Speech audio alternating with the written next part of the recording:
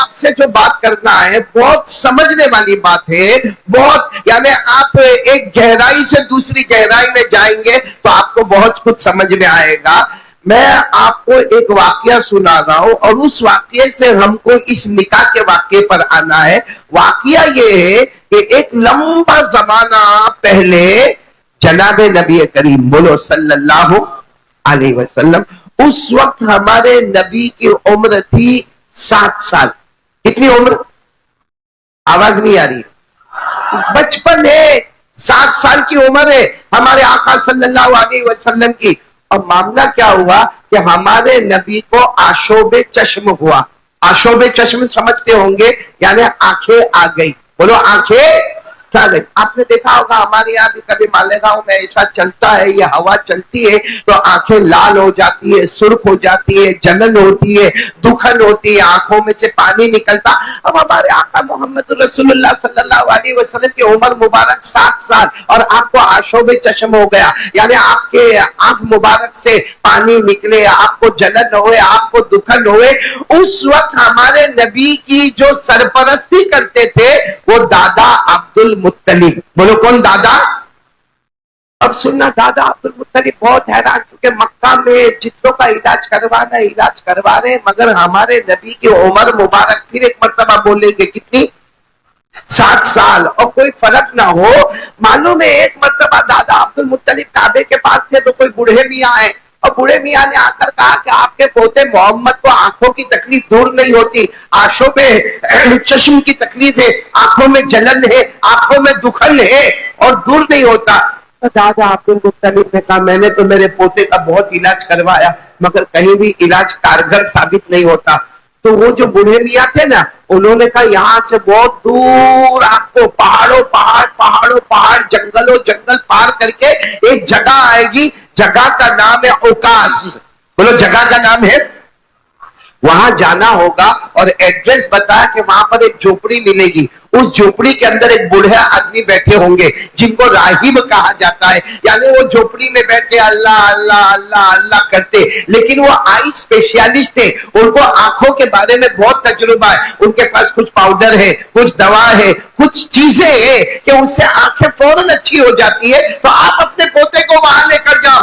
दादा अब्दुल मुत्तलिब तैयार हो गए, अपने पोते यानी बोलो हमारे आका मोहम्मद रसूलुल्लाह सल्लल्लाहु अलैहि वसल्लम के पास तशरीफ लाए और दादा अब्दुल मुत्तलिब ने हमारे नबी से कहा पोते आपको चलना है, मोहम्मद आपको चलना है, लंबा सफर करना। तो पहले तो हमारे नबी ने मना किया, इतना लंबा सफर करना, चिलचिलाती गर्मी है, गर्मी का मौसम है, इतना लंबा सफर करेंगे नहीं होगा। दादा अब्दुल मुत्तलिब ने इतने प्यार से फरमाया अरे मेरे पोते आपको सफर कहां करना है, मेरे ये जो कंधे हैं ये सवारी बनेगी, इसी पे सवार करके तुमको लेकर चला जाऊंगा। हमारे पास सवारी का इंतजाम नहीं है, मैं खुद सवारी बन जाऊंगा और मेरे पोते मोहम्मद तुम सवार बनोगे और मैं तुम्हें ओकास तक ले जाऊंगा। खैर मामला तय हो गया।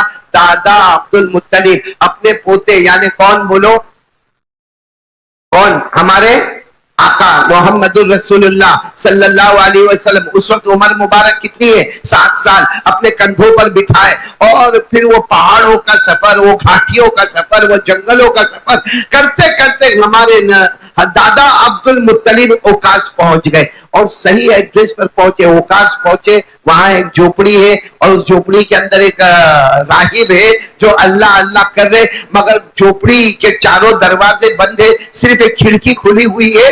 तो दादा अब्दुल मुत्तलिब खिड़की के पास गए और खिड़की के पास जाकर धीरे से खिड़की को खिटखिटाया और वो जो बूढ़े मियां अंदर थे ना, उनको कहा अरे भाई दरवाजा खोलो और बाहर आ जाओ, मैं अपने पोते को लेकर आया हूं, मेरे पोते का नाम मोहम्मद है और इलाज के लिए आया हूं, आंखों का इलाज करना है, आंखों का इलाज करना इसलिए आए और आपका जो भी पेमेंट होगा, आपकी जो भी फीस होगी, हम गरीब लोग हैं, हम बगैर सवारी के आए हैं, मैं अपने पोते को कंधे पर सवार करके लाया हूं, मगर आपकी जो फीस होगी वो हम लेकर आए हैं, जो आप पेमेंट कहेंगे वो हम दे देंगे। अब दादा अब्दुल मुत्तलिब कौन सी तरफ से बात करे? खिड़की की तरफ से बात करे। वो जो अंदर जो बूढ़े बैठे थे ना, राहिब, राहिब बोलो कौन? राहिब, वो ऐसे गर्दन झुका के बैठे, गर्दन उठाते ही नहीं है। अब दादा अब्दुल मुत्तलिब हैरान, खिड़की को खिटखिटाए, दरवाजे को खिटखिटाए, मगर वो तो अपनी गर्दन ही ना उठाए, ऊपर देखने कोई तैयार नहीं। दादा अब्दुल मुत्तलिब हैरान हो गए कि अंदर बैठे हम खिड़की पर खड़े हैं, दरवाजा खिटखिटाते, और वो बूढ़े मियाँ जो राहिब अंदर है वो उठने को तैयार नहीं। तो इतने में वहां से कोई शख्स गुजर रहा था। दादा अब्दुल मुत्तलिब ने कहा, भाई ये जो झोपड़ी है इसमें बूढ़े मियाँ, इनका काम है, हम दूर से आए, ये तो गर्दन उठाने को भी तैयार नहीं। तो गुजरने वाले ने कहा, इन्होंने तो मन्नत मानी है, किसी से बात नहीं करेंगे, इन्होंने मन्नत मानी, किसी से बात। तो दादा अब्दुल मुत्तलिब ने कहा, कितने दिन की मन्नत मानी है? कहा 3 दिन की मन्नत मानी है और आज पहला दिन है। यानी मतलब और कितना इंतजार करने का, और कितना इंतजार करने का, आज का दिन, कल का दिन और फिर तीसरा दिन इंतजार करने का। तो दादा अब्दुल मुत्तलिब की आंखों में आंसू आ गए और अपने पोते मोहम्मद की तरफ देखकर कहने लगे कि मेरे पोते मोहम्मद बहुत मोहब्बत से लेकर आया था, इतना लंबा सफर करके हम आए, हम भूखे प्यासे यहाँ पर आए, लेकिन ये तो मन्नत मान के बैठे हैं, आज भी दरवाजा नहीं खुलेगा, कल भी दरवाजा नहीं खुलेगा और तीसरे रोज जाके दरवाजा खुलेगा। चलो हम वापस जाते, चलो हम वापस जाते। और मेरे दोस्तों, हमारे आका पर कुर्बान जाओ, मोहम्मदुर रसूलुल्लाह सल्लल्लाहु अलैहि वसल्लम सिर्फ इतना जुमला फरमाया, हालांकि 7 साल की उम्र थी, फरमाया आएंगे, बाहर आएंगे। बोलो आएंगे और बाहर आए। तो दादा अब्दुल मुत्तलिब ने कहा, पोते कैसे आएंगे, मन्नत मानी है और पहला दिन है, अभी कल दूसरा दिन, फिर तीसरा दिन। फिर हमारे नबी ने फरमाया आएंगे, ये बाहर आएंगे। बस इतना कहा और जमीन पे जलजला आया। बोलो जमीन पे जलजला, अर्थक्वेक अंग्रेजी में कहते, हमारे गुजराती में भूकंप कहते, भूकंप कहो, अर्थक्वेक कहो, जलजला कहो, लेकिन जलजला पूरी जमीन पर नहीं आया, जितनी जगह झोपड़ी थी उतनी जगह जलजला आया। अब जलजला जैसे आया और झोपड़ी हिलने लगी, तो जो अंदर थे वो क्या करेंगे? भाई अल्लाह न करे, अल्लाह न करे, अल्लाह मालेगांव में सलामती अता फरमाए, लेकिन अगर यहाँ पे जलजला आवे तो आप लोग क्या करेंगे? अरे भागेंगे, उसमें कोई किसी को कहेगा भी, अरे काय को भागते हो, 45 दुल्हे मौजूद है, वो कारी अहमद अली आए हैं, वो मौलाना शोएब साहब इंग्लैंड से आए हैं, कहेगा सब तेल लेने गए, यहाँ ध्यान जाती वो देखे कि कारी अहमद अली को देखे। अब वहां भी ऐसा ही हुआ, झोपड़ी में जलजला आया।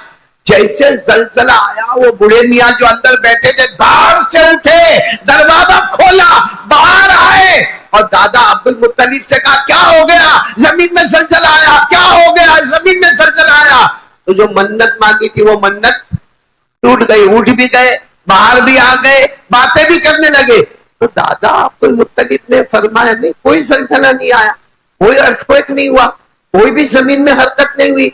तो कहा कि हुई ना, हमारे इलाके में हुई, यानी सामने हो रही है और यहाँ पे। अब वो बूढ़े मियाँ ने कहा, कुछ तो कुछ मामला अजब है, बताओ तुम आए क्यों? तो दादा अब्दुल मुत्तलिब ने कहा, ये मेरे पोते, बोलो सुभान अल्लाह, बोलो मोहम्मदुर रसूलुल्लाह। भाई की उम्र 60 साल की है, आंखों में बहुत तकलीफ है।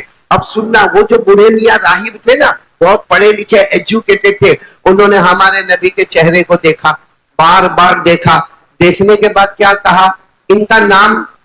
तो दादा अब्दुल मुत्तलिब ने फरमाया, इनका नाम मोहम्मद है। कहा इनके अब्बा? तो कहा इनके अब्बा का नाम अब्दुल्ला। कहा वो नहीं होंगे दुनिया में। तो दादा अब्दुल मुत्तलिब ने कहा, नहीं वो नहीं है, यतीम है। सच बताओ, हमारे नबी यतीम थे कि नहीं? अरे बोलो ना मालेगांव वाले, हमारे नबी यतीम थे। अल्लाह ने फरमाया, अलम यजिदका यतीमन फआवा व वजदका ضالًا फगदा व वजदका आइलन फअगना। अल्लाह तबारक व तआला फरमाते, मेरे मुस्तफा हमने आपको यतीम बनाया, हमने आपको उम्मी बनाया। तो दादा अब्दुल मुत्तलिब ने कहा, इनके अब्बा नहीं है, वो अल्लाह को प्यारे हो गए, ये यतीम है, मैं दादा हूं। सुनना, वो जो बूढ़े मियाँ थे ना राहिब, वो कहने लगे, आए क्यों यहाँ पर? हाँ मैंने तो आपको बताया, मेरे पोते की आंखों में तकलीफ है, देखो दोनों आंखें सूजी हुई है, आंखों से पानी मुसलसल आ रहा है, आंखों में जलन है, आंखों में दर्द है, उसके लिए आए। तो वो बूढ़े मियाँ ने हंसते हंसते कहा, अजब मामला है, मोहम्मद को मेरे पास लेकर आए, हालांकि मोहम्मद का इलाज मोहम्मद के पास है। का ये जो बच्चे आए हैं ना मोहम्मद, बोलो सल्लल्लाहु अलैहि वसल्लम, इनका इलाज तो इनके पास ही है। तो दादा अब्दुल मुत्तलिब ने कहा कैसी बातें करते हो, अगर इलाज इनके पास होता तो हम मक्का मुकर्रमा से यहाँ तक सफर करके आते, हम भूखे आते, हम प्यासे आते, हम गर्मी में आते, हम अपने कंधे पर बिठाकर पोते को लेकर आते, इतनी तकलीफें उठाई है। अगर हमें मालूम होता कि मोहम्मद का इलाज मोहम्मद के पास है तो इतना लंबा सफर करना ये पागलपने के सिवा कुछ नहीं है। तो वो बूढ़े मियाँ ने कहा लेकिन इलाज तो इनके पास ही है, बस इतना करो कि अपने पोते को कहो कि अपनी हथेली आगे बढ़ाए और हथेली पर अपना लुआब मुबारक रखे। लुआब मुबारक यानी थूक मुबारक रखे, रखे हथेली पर रखे। तो दादा अब्दुल मुत्तलिब समझे कोई चेकिंग वेकिंग होगी, डॉक्टर है, आई स्पेशलिस्ट है, कोई चेकिंग होगी, तो अपने पोते को कहा मोहम्मद ऐसे अपनी हथेली आगे बढ़ा और उसके ऊपर अपना थूक मुबारक रखो। हमारे नबी सल्लल्लाहु अलैहि वसल्लम उम्र है 7 साल, अपना थूक मुबारक जैसे रखा, सिर्फ थूक मुबारक रखा, रखना था कि वो बूढ़े मियाँ झपटे और झपट कर पूरा थूक मुबारक अपने दोनों हाथों में लिया और अपने चेहरे पर मलना शुरू कर दिया। तो दादा अब्दुल मुत्तलिब ने कहा तुम अपना इलाज कर रहे हो क्या मेरे पोते के इलाज के लिए? ये तो थूक मुबारक इन्होंने अपनी हथेली में रखा, तुमने चेहरे पर मल दिया।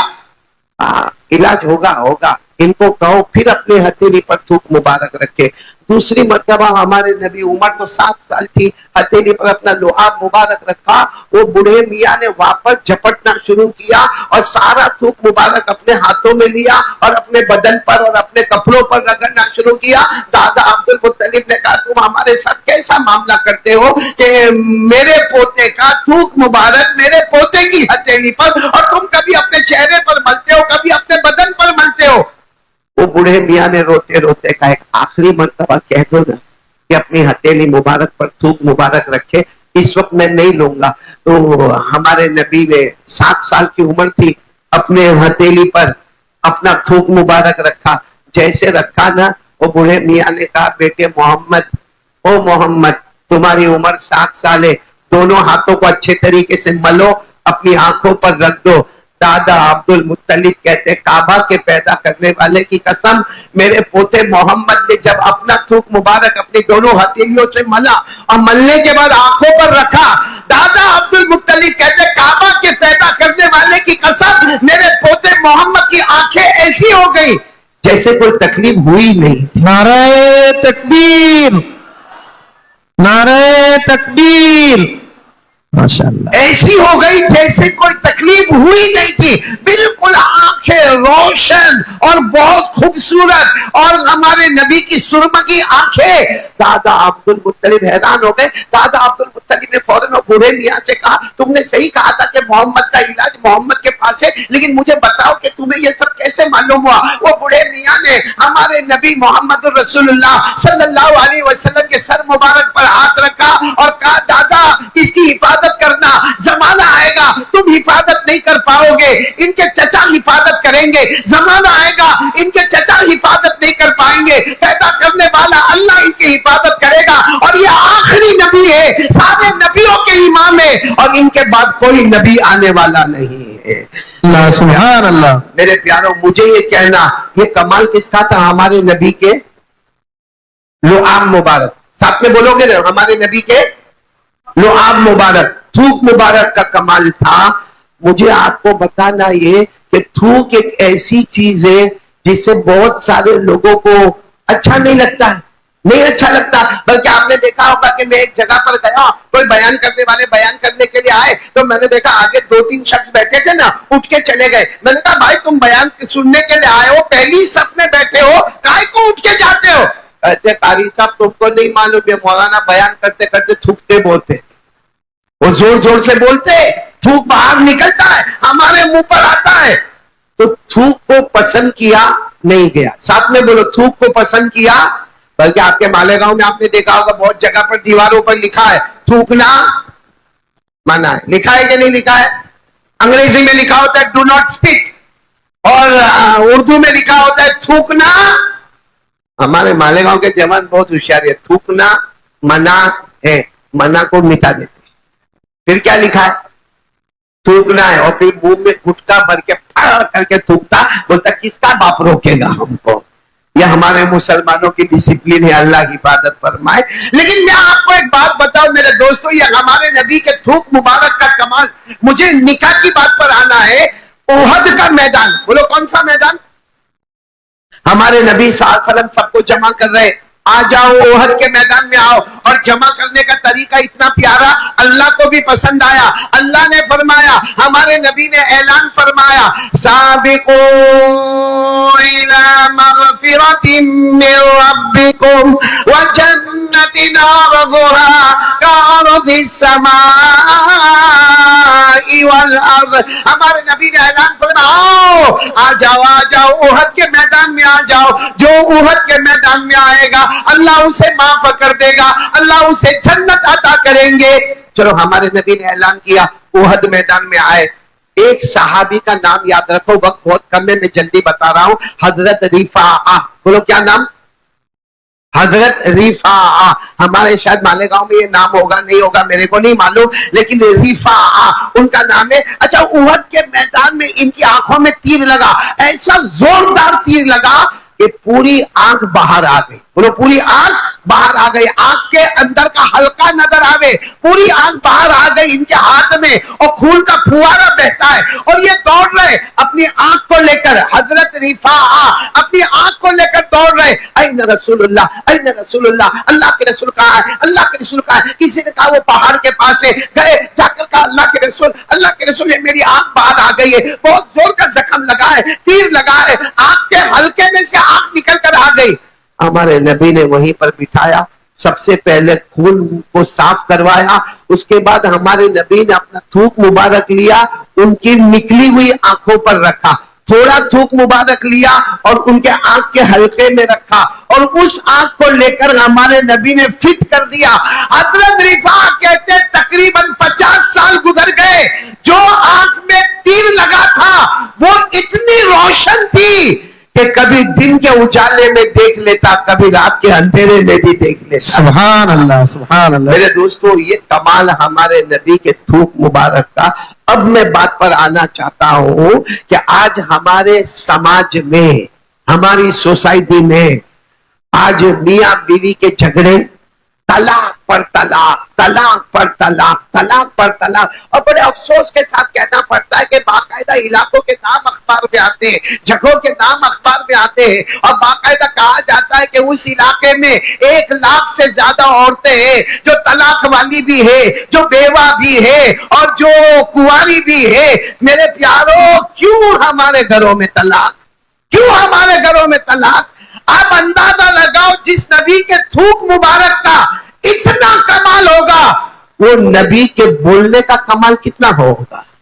अरे होगा कि नहीं होगा? जब नबी का थूक मुबारक, थूक जिसको लोग पसंद नहीं करते, उसका कमाल ये है कि वो जन्नत के नहर का पानी है। हमारे नबी का थूक मुबारक जन्नत के नहर का पानी है। जब थूक मुबारक का ये कमाल है तो कसम परवरदिगार की, हमारे नबी का फरमाना, हमारे नबी का बोलना, हमारे नबी की जुबान मुबारक, हमारे नबी का तकल्लुम करना, हमारे नबी का बातों को पहुंचाना, उसका इतना कमाल होगा कि अल्लाह ने फरमाया मेरे नबी की जुबान होती है, कलाम तो अल्लाह का हुआ करता है। जुबान किनकी होती है? नबी की। कलाम किसका होता है? अल्लाह का। वन्नजमी इज़ा हवा मा ضل साहिबुकुम वमा गवा वमा यंतिकु अनिल हवा इन हुवा इल्ला वह्युन यूहा। अल्लाह तबारक व तआला फरमाते मेरा मुस्तफा बोलता जा, मेरे मुस्तफा कहते जाओ, मेरे मुस्तफा तकल्लुम करते जाओ, ज़बान तुम्हारी होगी, कलाम किसका होगा? अल्लाह। और मैं आज आपको हमारे नबी की 2 बातें बताऊंगा। एक बात तो ये कि क्या फरमाया और कैसे बीवी के साथ रहे, सब करेंगे अमल इंशाअल्लाह। अरे खास करके 45 दुल्हों को कहूंगा, आए हो तुम भी। मैं तो क्या नाम, अमीन भाई और यासीन भाई, मैं हर जगह पे ऐलान करता हूं शादी करो, शादी करो, शादी करो। मुझे किसी ने कहा भी कारी अहमद अली तेरे को क्या होता, काहे को सबको कहता है शादी करो? मैंने कहा हम तो डूबे सनम, तुमको भी ले डूबे। अभी मेरे को थोड़ी देर के लिए हमारे मौलाना, क्या नाम, जमाल नासिर ने 1 सेकंड के लिए खुश किया, फिर पानी फेर दिया। क्या खुश किया मानो, सब लोग कहते कारी साहब का निकाह कब होगा, कारी साहब का निकाह कब होगा। मैंने सोचा आज मेरा भी निकाह है। इतना खुश हो गया कि 45 के साथ 46वां मेरा नाम। फिर कहा नहीं, वो तो कारी साहब जो निकाह कराते वो। मैंने कहा चलो अपने को वही पुराने राउंड ही खेलते रहने का। सुभान अल्लाह। तो मैं आज आपको एक बात बताने जा रहा हूं, हमारे नबी सल्लल्लाहु अलैहि वसल्लम का मकाम ऊंचा के नहीं ऊंचा, बोलो ना। हमारे नबी से बढ़कर कोई नबी, आवाज नहीं आ रही आपकी, तो मेरे वो रात के बयान ही अच्छे, जिसमें मालेगांव वाले बड़े जोश में थे। ये दिन में तो ऐसा मेरे को लगता सब दुल्हों के निकाह पढ़ाने के लिए आया हूं, या जिनके निकाह हो गए उनकी बीवी ने धक्के मार मार के भेजा है यहाँ पे। अरे बोलो ना, हमारे नबी से बढ़कर कोई नबी, आवाज नहीं आ रही है, बोलो हमारे नबी से बढ़कर कोई नबी, और हमारे नबी के बाद कोई नबी आने वाले नहीं। हमारे नबी के थूक मुबारक से बढ़कर अल्लाह की कसम, बोलो कोई थूक मुबारक नहीं। अल्लाह ने फरमाया मा कान मुहम्मद अबा अहदिम मिन रिजालिकुम वलाकिन रसूलुल्लाहि व खातमन नबिय्यीन। अल्लाह तबारक व तआला फरमाते मेरे महबूब मोहम्मद ये अल्लाह के रसूल है, अल्लाह के पैगंबर है, अल्लाह के नबी है, सारे नबियों के नबी है, सारे नबियों के इमाम है। पूरा मजमा बोलेगा हमारे नबी के बाद कोई नबी आने वाला नहीं है। आपको सिर्फ एक बात बताऊं, हमारे नबी इतने मुबारक है कि जब अल्लाह का हुक्म आता है कि मुस्तफा मदीने जाओ, भाई अल्लाह का हुक्म आता है मुस्तफा मदीने जाओ, उस वक्त मदीना नाम ही नहीं था। अरे बोलो उस वक्त मदीना, उस वक्त नाम था यस्रिब। बोलो क्या नाम था, ये तो बाद में नाम हुआ मदीना। यस्रिब नाम था, अल्लाह का हुक्म आया मुस्तफा यस्रिब जाओ, तो हमारे नबी ने क्या फरमाया था, अल्लाह आपका हुक्म है मैं यस्रिब जाऊंगा, अल्लाह आपका हुक्म है मैं यस्रिब जाऊंगा। मेरे साथ हज़रत अबू बकर भी आएंगे, वो भी यस्रिब जाएंगे। लेकिन हमारे नबी ने काबे के पास खड़े होकर कहा अल्लाह आपका हुक्म है तो मैं यस्रिब जाऊंगा, लेकिन यस्रिब में जो भी जाता है बीमार हो जाता है, नहुसत वाली जगह है, बीमारी की जगह है, शकावत वाली जगह है, वहां कुछ समझ में नहीं आता, क्योंकि यस्रिब के माने ही नहुसत के आते, बीमारी के आते। लेकिन अल्लाह आपका हुक्म है तो मैं जाऊंगा। अल्लाह ने क्या फरमाया, अरे मेरे मुस्तफा जाओ यस्रिब जाओ, यस्रिब जाओ, तुम्हारा पांव मुबारक उस जमीन पर आएगा। अल्लाह ने कहा मेरी कसम वो जमीन का नाम भी बदल दूंगा, जमीन की शान भी बदल दूंगा। नारे तकबीर। और अल्लाह ने कैसे नाम बदला, जैसे हमारे नबी मदीना आए, यस्रिब, यस्रिब अभी मदीना नाम नहीं था, क्या नाम था, यस्रिब। जैसे आए आपने अपना कदम मुबारक रखा, बोला आपने अपना कदम मुबारक रखा।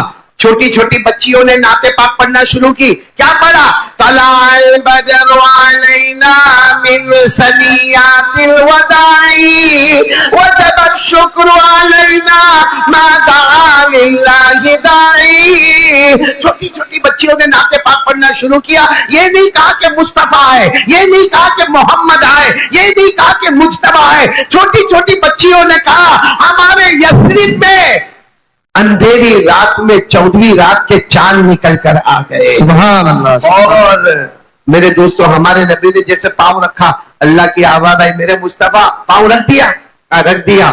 अल्लाह ने फरमाया आज से लोग ये नाम भूल जाएंगे। कौन सा नाम भूल जाएंगे, यस्रिब। अब से इसका नाम होगा, अल्लाह ने फरमाया मेरे नबी तुम्हारे कदम मुबारक की जमीन पर लगेंगे, आज से इसका नाम होगा मदीना, इसका नाम होगा मुनव्वरा, इसका नाम होगा मैमूना, इसका नाम होगा तय्यबा, इसका नाम होगा ताबा। और अल्लाह ने फरमाया ये वो जगह है जहां कयामत तक आने वाला हर मर्द और हर औरत तमन्ना करेगी काश के मेरी मौत आए तो मदीने की जमीन नसीब हो जाए। सुभान अल्लाह, सुभान। हजरत उमर जैसे, हजरत उमर हर नमाज के बाद दुआ मांग रहे, क्या दुआ मांग रहे, अल्लाहुम्मा जाल मौती बिबलदी रसूलिक, ए अल्लाह मेरी मौत आए तो मुझे मदीने की मौत अता करना। अल्लाह ने ऐसी दुआ कबूल की कि मदीने में मौत जाए और जहां नबी आराम फरमा रहे हैं, जहां हजरत अबू बकर आराम फरमा रहे हैं, वहीं करीब में हजरत उमर रजी अल्लाह तआला अन्हु भी आराम फरमा रहे। तो मुझे कहना कि नबी के पांव मुबारक आए तो नाम भी बदल गया, जमीन की शान भी बढ़ गई। तो वो नबी कितने प्यारे होंगे। लेकिन वो नबी ने अपनी, सच बताना, यहाँ जितने मालेगांव वाले बैठे, कभी हमारे नबी ने बीवी पर हाथ उठाया? भाई हाथ उठाया? कभी बीवी को ये कहा कि अगर तू नहीं सुधरेगी तो तलाक दे दूंगा? कहा पूरी जिंदगी में? कभी हमारे नबी ने बीवी से धक्का मारा? या कभी हमारे नबी ने बीवी को ये कहा कि तेरी माँ भी बहुत खराब, तेरा बाप भी बहुत खराब, तेरा खानदान बहुत खराब? तो मेरे दोस्तों, इतने बड़े नबी ने जो रहमत का मामला किया, आज हमारा क्यों ऐसा मामला होता है? क्यों घर में तलाक की बातें आती है? क्यों हमारे घर में मार धाड़ वाले मामले आते? क्यों हमारे घर में बीवी नाफरमान होती? क्यों हमारे घर में बच्चे नाफरमान होते? मेरे दोस्तों, हमारे नबी ने जो बीवी के साथ सुलूक किया, कल हम नंदुरबार में थे, मैंने नंदुरबार में एक बात बताई जो मैं आपको बता रहा हूं, बहुत पते की बात है। हमारे नबी घर में आए, बोलो हमारे नबी मुस्कुराते मुस्कुराते घर में आए। हजरत आयशा रजी अल्लाह ताला अन्हा फरमाती, मेरे नबी जब भी घर में आते तो चेहरे पर, बोलो, मुस्कुराहट होती, और उस मुस्कुराहट को देखकर हम अपनी थकन को भूल जाया करते थे। हम लोग घर में कैसे दाखिल होते? ये मर्दों को पूछ रहा हूं। बाहर दोस्तों को मिलेगा, ताली पर ताली बजाएगा, हाथ पर हाथ रखेगा, चाय पिएगा, कॉफी पिएगा, तवे पे जाएगा और अच्छा अच्छा खाएगा, और घर में आएगा तो ऐसा चेहरा लेकर आएगा और कहेगा भी बीवी को बहुत टेंशन है, दुकान का टेंशन, मकान का टेंशन, फैक्ट्री का टेंशन, कर्जे का टेंशन। तो बाहर जब दोस्तों के साथ था, वहां टेंशन कहां गया था तेरा? मेरे प्यारों, हमारे नबी घर में दाखिल होते तो चेहरे पर क्या होती? और एक बात बताऊंगा, आपकी अक्ल हैरान हो जाएगी, मैंने इसीलिए थूक मुबारक का जिक्र किया था। आप सुनना, हमारे आका सल्लल्लाहु अलैहि वसल्लम एक मर्तबा घर में आए, हज़रत आयशा घर में, हमारे नबी ने फरमाया आयशा पानी लाओ। भाई आदमी जब थककर घर में आए, या जैसे हम लोग अभी स्टेज पर आए, तो सबसे पहले हमको क्या दिया गया? पानी। पानी दिया गया तो होता है, पानी दिया जाता है। तो हमारे नबी सल्लल्लाहु अलैहि वसल्लम भी घर में आए, घर में आकर बैठे और फरमाया आयशा, आयशा पानी लाओ। हज़रत आयशा दौड़ी दौड़ी, वो जमाने में जो भी कटोरा होता था वो लेकर आ गई, अल्लाह के रसूल पानी। हमारे नबी ने मुस्कुरा कर फरमाया आयशा तुम पियो। हज़रत आयशा ने कहा मुझे प्यास नहीं लगी है, थककर तो आप आए। फरमाया नहीं आयशा तुम पानी पियो। अब आयशा को हुक्म मिला, हज़रत आयशा ने एक घूंट, दो घूंट, 3 सांस में पानी पिया। हमारे नबी ने फरमाया बस लाओ प्याला दे दो, और फिर पूछा कहां से तुमने पिया? अब तो हमारे नबी देख रहे थे, लेकिन फिर भी हज़रत आयशा को पूछा कहां से तुमने पिया? हज़रत आयशा ने कटोरे की वो जगह बताई कि यहाँ मेरे होठ मुबारक लगे और यहाँ से मैंने पानी पिया। हमारे नबी ने फरमाया आयशा जहां तेरे होठ लगे हैं वहीं पर मेरे होठ भी लगेंगे और मैं वहीं से पानी पीऊंगा। क्या बात है, सुभान अल्लाह। ऐसा किसी ने हमारे घर में किया?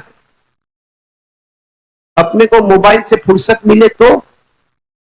हमारा घर का माहौल तो इतना अजीब है मौलाना, इतना अजीब मामला है।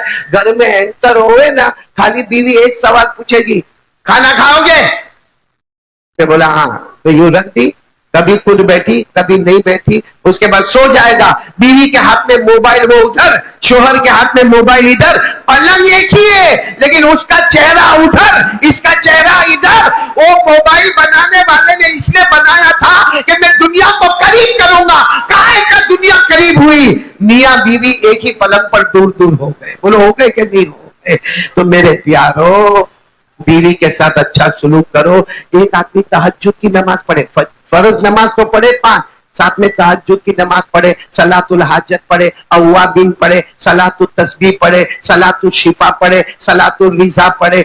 मालूम है बहुत सारी नमाजें एक आदमी पढ़े, लेकिन हमारे नबी सल्लल्लाहु अलैहि वसल्लम को पूछा गया ये आदमी बहुत पढ़ता है, बहुत सारे नवाफिल पढ़ता है, बहुत तस्बीह पढ़ता है, बहुत जिक्र करता है। हमारे नबी ने फरमाया अच्छा कौन है? फरमाया खियारुकुम खियारुकुम लि अहलीकुम। हमारे नबी ने फरमाया तुम में सबसे अच्छा वो है जो बीवी के साथ अच्छा सुलूक करता हो। तहज्जुद पढ़ने वाला इतना अच्छा नहीं, अव्वाबिन पढ़ने वाला इतना अच्छा नहीं, मेरे दोस्तों लंबे लंबे नफल रोजे रखने वाला इतना अच्छा नहीं, उससे अच्छा वो है जो बीवी के साथ नरमी वाली बातें करे। आपको मालूम है हजरत आयशा रज़ी अल्लाह ताला अन्हा हमारे नबी के निकाह में आई, रुखसती हो गई, उम्र थी 9 साल। बोलो हजरत आयशा की उम्र कितनी? 9 साल। बच्ची होती है कि नहीं होती है? और रुखसती हो गई है।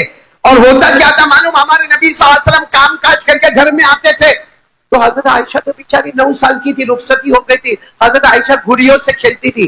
गुड़िया समझते हो ना, अंग्रेजी में जिसको डॉल कहते हैं, वो हजरत आयशा भी खेलती थी और मोहल्ले की दूसरी लड़कियां भी खेलती थी। लेकिन जब हमारे नबी पूरे रौब और दबदबे के साथ घर में आते थे, अस्सलामु अलैकुम व रहमतुल्लाहि व बरकातुहू, तो हजरत आयशा छुप जाती थी और सारी सहेलियां भागने की फिक्र में रहती। हमारे नबी फरमाते, आयशा आयशा छुपो मत, बाहर आओ, अपनी सहेलियों को बुलाओ, मैं अपना काम कर रहा हूं, तुम गुड़ियों के साथ खेलती रहो। मेरे दोस्तों, ऐसे अखलाक बताते हैं तो फिर बीवी भी वफादार होती है और बीवी भी शोहर का हक अदा करती है। इसलिए मेरे प्यारों, ये तलाक की धमकी देना, ये बीवी को डराना, ये बीवी को धमकाना, बीवी को एक नौकरानी बना के रखना, अल्लाह हिफाजत फरमाए। हाँ, इतना जरूर है कि अल्लाह ने औरत को टेढ़ी पसली से पैदा किया। किससे?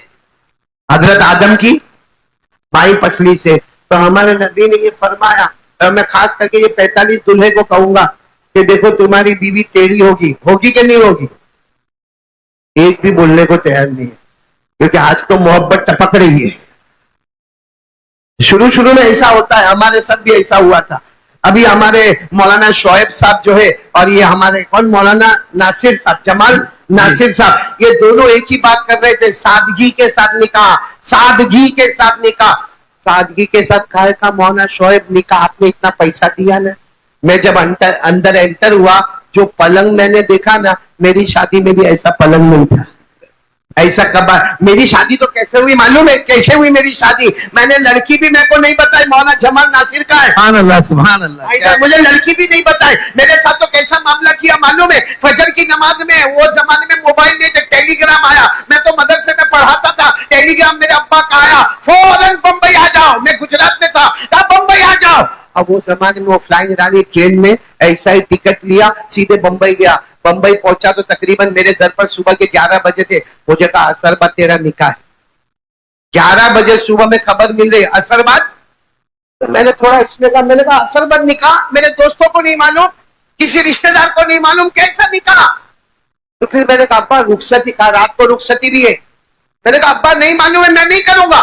कहा नहीं करोगे, सामान उठाओ, घर छोड़ के जाओ, आज से मैं तुम्हारा बाप नहीं, तुम मेरी औलाद नहीं। क्या करता? बैठ गए। मोहना को पूछना, हमारे बड़े भाई को पूछना, वो भी मेरे साथ नहीं थे, चुपचाप बैठ गए। असर बाद निकाह हो गए। यहाँ देखकर तो मेरे को ऐसा हुआ कि मेरा वापस निकाह हुआ। लेकिन मैं निकाह करना चाहता हूँ, दूसरा निकाह करना चाहता हूँ, ये नहीं करने देता है। ये मेरा 30 साल तक दोस्त है हाजी जुनेद ओला वाला, खुद वन बाय वन आगे बढ़ता। मैंने कहा थोड़ा दोस्त का तो ख्याल कर ले, लेकिन जरा भी इसमें मुरुवत नहीं है भाई। वैसे ये हमारे देखो, ये अमीन भाई बैठे हैं ना, अमीन भाई, यासीन भाई, आज मैं रात को इनके घर पे रहा। मैं घर पे रहता हूँ ना, सब कुछ देखता रहता हूँ। मैं देखा दोनों बीवी से बहुत डरते हैं, होता है, डरता है आदमी, डरता है बड़ा। अब मैं मेरी बात बताऊं, मेरे पास एक भाई आया मेरे पास, मेरे को कहता कारी साहब तुम तावीज देते हो? तावीज? मैंने कहा देता हूं ना। तावीज? बोलना कौन सी तावीज चाहिए? जादू हो गया, जिन्नात हो गया, नजर हो गया, आसेब हो गया, नजरतुल वबा हो गया, नजरतुल हुम्मा हो गया, नजरतुल विदा हो गया, अरे जो भी बोल मैं तावीज देता। मैं को कहता मेरे को वो सब तावीज नहीं चाहिए, 3 महीना हो गया मेरी बीवी आती नहीं है। बोलो साथ में बोलो, कितना महीना? अरे बोलो ना, तुम्हारी कहां भागी है? 3 महीना हो गया बीवी आती। तो मैंने कहा तो मैं क्या करूं? कहा अभी तो आपने कहा ना कि आप ताबीज देते हो, तो मेरी ऐसी ताबीज दो कि मेरी बीवी आवे। मैंने कहा क्या हुआ क्या? कहा बार बार कहूं 3 महीना हो गया आती नहीं। मैंने कहा अल्लाह का बंदा 34 साल हो गए जाती नहीं। अल्लाह क्या बात है, मैं तेरे को दूं कि तेरे से ताबीज लूं? तो मैं वही दिन से लेके आज तक, और मेरे को इतना अच्छा लगा कि हम तो मौलाना शोएब, आप भी इंग्लैंड से आए हो, और मैं ज्यादा इनके बारे में नहीं बोलता, पूरा रिकॉर्ड वहां जाता है। अरे एक मरतबा मैं इंग्लैंड में बैठा था, यही मौलाना शोएब मेरे बाजू में बैठे थे और बयान करते करते मैं अपनी धुन में आ गया और धुन में आकर मैंने कहा मौलाना शोएब अब आप इंडिया जब आओ समूह लगन में तुम्हारा भी निकाह होगा। मेरे को नहीं मालूम इनके खुसर सामने ही बैठे हुए थे। वो तो मेरे भाई ने मुझे जोर से यूं हाथ मारा, कहा एमना ससरा बाजी बेसेरा थे यानी गुजराती में इनके खुसर वहां पे।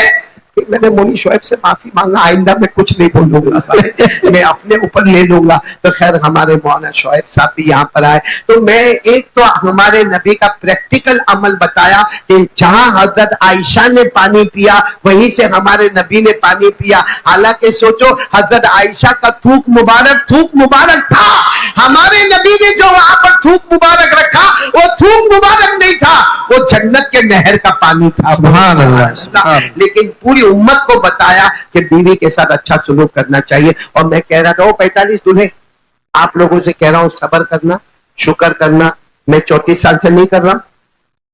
अरे बोलो ना, हाँ बोलते हैं। मेरी बीवी को पता चलेगा तो बहुत गुस्से होगी। वो मालूम है, मालूम वो हमारे नबी ने चांद के 2 टुकड़े किए थे ना। कहा बेटा हरी थोड़ा गया सारा ऑर्गेनाइज तो तुम करते हो। वो चांद के टुकड़े किए थे ना हमारे नबी ने। तो मेरी जब जवानी थी मौलाना शोएब, यानी 25 साल मेरी उम्र थी, बिल्कुल जवान। उस जमाने में 4-4 घंटे बयान करता था तो मैं भी टेरेस पर बैठा था और अपनी नई नवेली बीवी के साथ बैठा था और मैं टेरेस से चांद को देखा तो मैंने चांद को यूं किया, यूं। तो टुकड़े हुए? अरे बोलो होंगे? नहीं हुए। वो तो हमारे नबी के मुबारक हाथ का कमाल था। यूं किया तो आधा इधर आधा उधर। मैंने मालूम है 4 मरतबा यूं किया, यूं यूं यूं। लेकिन चांद के टुकड़े, मेरी बीवी बाजू में बैठी थी और औरतों को शक बहुत जल्दी होता है। फौरन मेरे को देखकर कहती क्या करते हो, किसको इशारा करते हो? मैंने कहा अच्छा वो ऊपर था, आमने सामने नहीं था मैंने कहा वो चांद को। तो गुस्से में चली गई। तो मेरे को ऐसा हुआ इतनी बात में गुस्से होकर चली गई। ऐसा तो कैसा गुस्सा मेरी बीवी का कितनी देर में। लेकिन बाद में मेरे को दिमाग में आया कि मेरी बीवी बराबर गुस्से हुई। क्यों? वो सोचती होगी तेरे बाजू में चांद बैठा है, ऊपर चांद के सत्ता को मगजमारी कर। सुभान अल्लाह, सुभान अल्लाह। तो फिर घर में क्या हुआ होगा? फिर मैं गया घर में, क्या हुआ होगा घर में?